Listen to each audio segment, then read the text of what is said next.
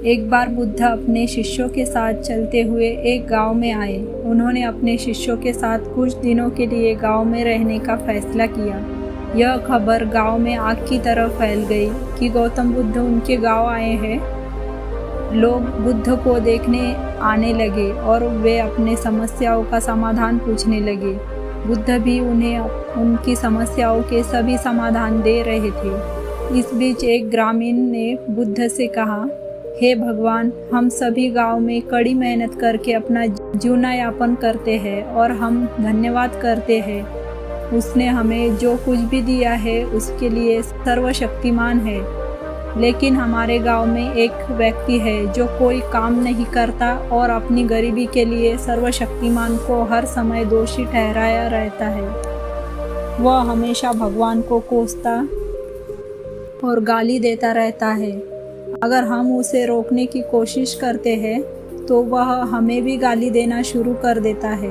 हमें समझ में नहीं आ रहा है कि क्या करें।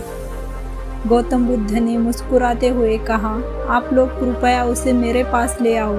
एक ग्रामीण ने कहा, तथागत, वह व्यक्ति बहुत कठोर है। वह आपको गाली भी दे सकता है और हम उसे आपका अपमान करते नहीं देख सकते, इसीलिए उसे यहाँ बुलाना उचित नहीं है। बुद्ध मुस्कुराए और कहा, चिंता मत करो, तुम उसे यहाँ ले आओ।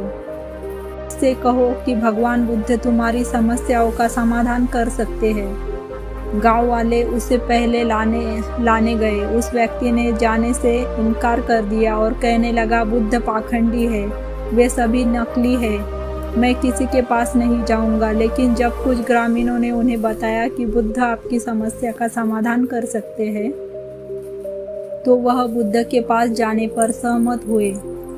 वह व्यक्ति बुद्ध को देखता रहा और कहा, आपने मुझे यहाँ क्यों बुलाया है? क्या आप मुझे बताना चाहते हैं? क्या आप भी चाहते हैं कि मैं सर्वशक्तिमान को गाली न दूँ? जो उन्होंने मुझे दिया है वह मुझे गाली क्यों न दे? उसने मुझे यह बेकार शरीर दिया है, लेकिन शरीर के लिए धन की भी आवश्यकता है। सर्वशक्तिमान ने क्यों नहीं दिया मुझे पैसे? मैं इस बेकार शरीर के साथ क्या करना चाहिए? अगर आप मेरी इस पैसे की समस्या को हल कर सकते हैं तो यह ठीक है, अन्यथा अपनी बोरी पैक करें और इस गांव से बाहर निकले। मुझे पता है कि सभी भिक्षु नकली है।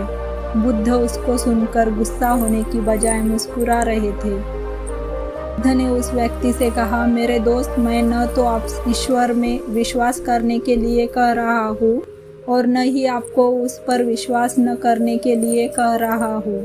किसी व्यक्ति के सुख दुख का कारण उसका अपना कर्म है, इसीलिए यदि आप कड़ी मेहनत करते हैं तो किसी और को कोसने की बजाय तो आपकी पैसे की समस्या हल हो सकती है। बुद्ध की बात सुनकर वह आदमी उग्र हो गया और कहा, मुझे आपके व्याख्यान की आवश्यकता नहीं है। आप मुझे एक पाखंड की तरह दिखते हैं। मैं यहाँ केवल पैसे की उम्मीद में आया था। मुझे बताओ कि क्या आप मेरी पैसे की समस्या को हल कर सकते हैं, अन्यथा जाओ यहाँ से। बुद्ध ने देखा कि यह व्यक्ति को समझ में नहीं आ रहा है।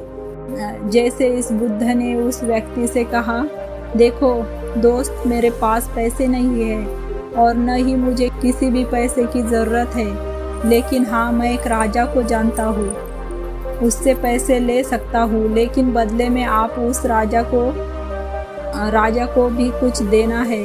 उस आदमी ने कहा कि मैं राजा को क्या दे सकता हूँ, मेरे पास उसे देने के लिए कुछ नहीं है। तो बुद्ध ने कहा, राजा का एक बेटा है जो जन्म से अंधा है।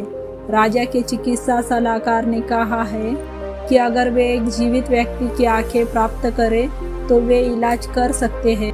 राजा के बेटे को आंखों की ज़रूरत है।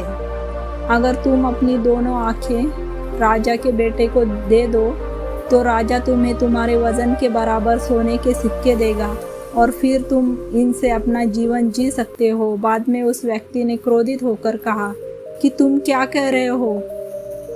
मुझे अपनी आंखें देनी होगी? मैं अपनी आंखें किसी को क्यों दूं? आदमी ने कहा, हाँ, मुझे पैसे की ज़रूरत है, लेकिन इसका मतलब यह नहीं है मैं पैसे के लिए अपनी आंखें बेचूंगा, और अगर मेरे पास आंखें नहीं होंगी तो मैं पैसे का करूँगा क्या? बुद्ध ने कहा, ठीक है, अगर दोनों आंखें नहीं दे सकते तो कम से कम एक तो दे सकते हो। तुम्हारी एक आँख की भी मैं तुम्हें राजा से तुम्हारे वजन के बराबर सोने के सिक्के दिला सकता हूँ। उस आदमी ने कहा, क्या तुम पागल हो गए हो? मैं सोने के सिक्कों के बदले में अपनी एक आँख भी नहीं दूंगा। मेरी आंखें अनमोल है, मैं अपनी कीमती आंखें कैसे बेच सकता हूँ? बुद्ध ने कहा, अगर आपको बदले में पैसे चाहिए तो राजा को आपको कुछ न कुछ देना होगा।